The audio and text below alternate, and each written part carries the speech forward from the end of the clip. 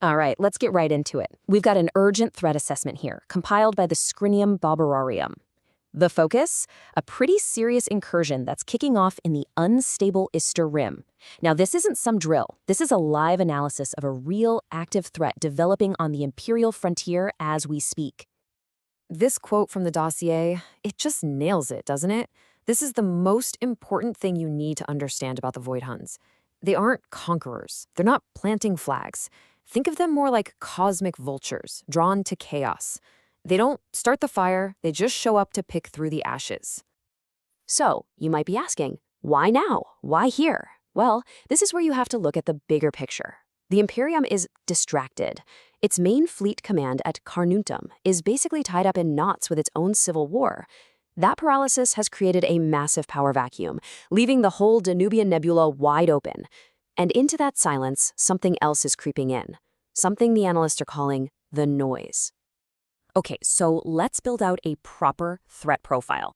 We need to get a handle on exactly what we're up against here. The Void Huns, they fight a different kind of war, an asymmetric war. They don't play by the Imperium's rules, and honestly, that's what makes them so incredibly dangerous. Before we can even talk about their tactics, we have to understand the environment they operate in. What exactly is the noise? Well, think of it as the sound of pure lawlessness.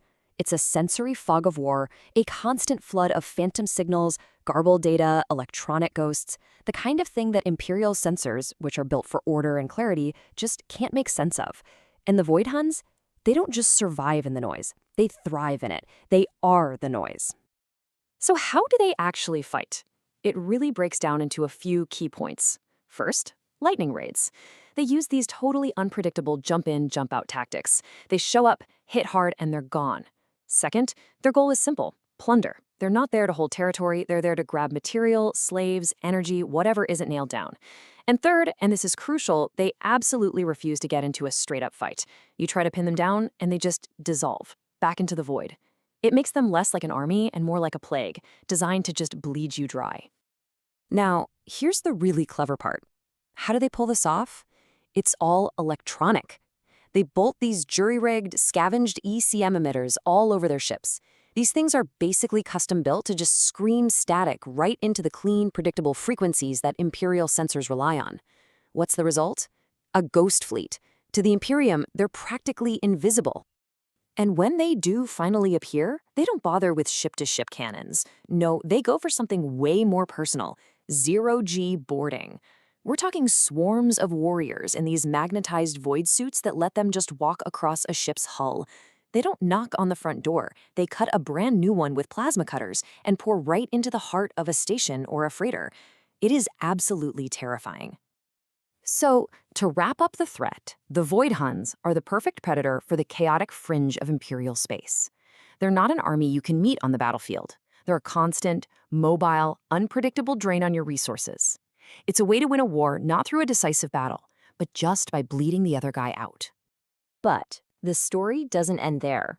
The Imperium isn't completely helpless. With the main fleet busy tearing itself apart, the defense of this entire sector falls to a very unique, very isolated unit, the Void Rangers of Cherson Station. You could call them the Imperium's kinetic conscience. This chart just lays it all out, plain and simple.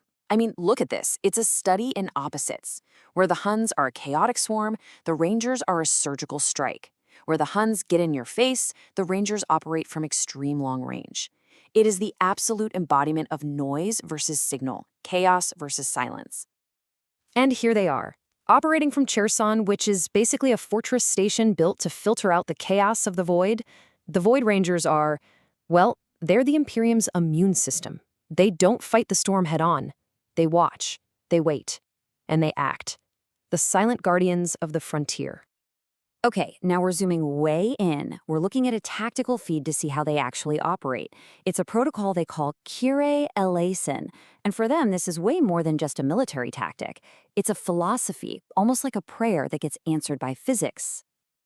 This image, it says it all, doesn't it? From their listening posts on Cherson, a single ranger, mag-locked to a sensor dish, is just watching the static. They are hunting, sifting through that sea of noise for one single, verifiable flicker of reality, one target. Their greatest weapon isn't a gun, it's patience.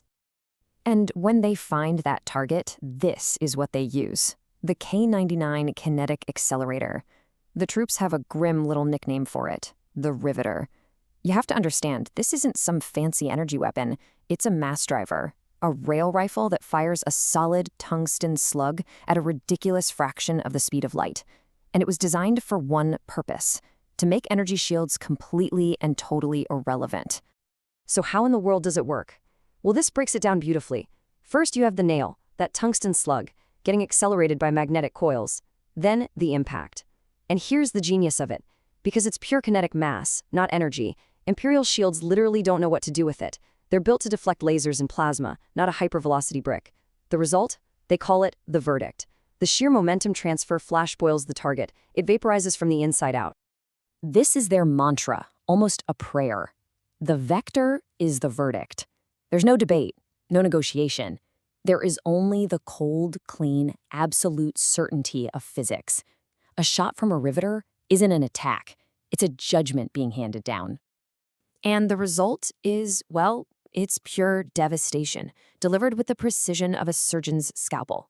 This isn't a battle, it's an execution.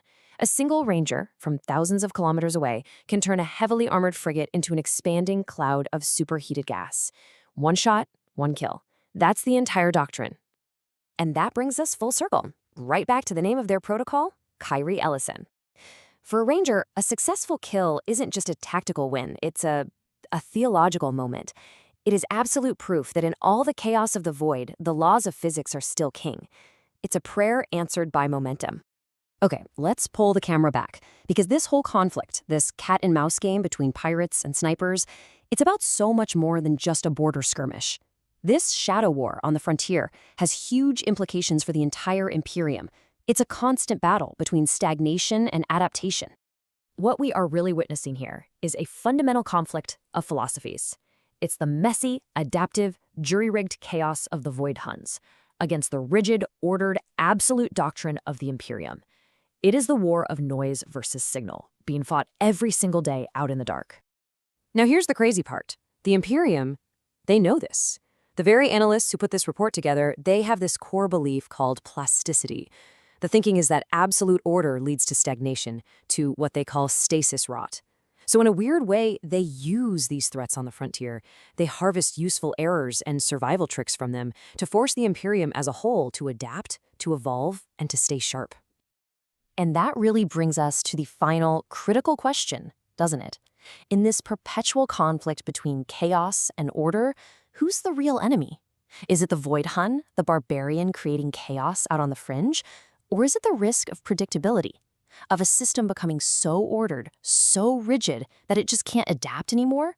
That's the question the Imperium has to ask itself every single day.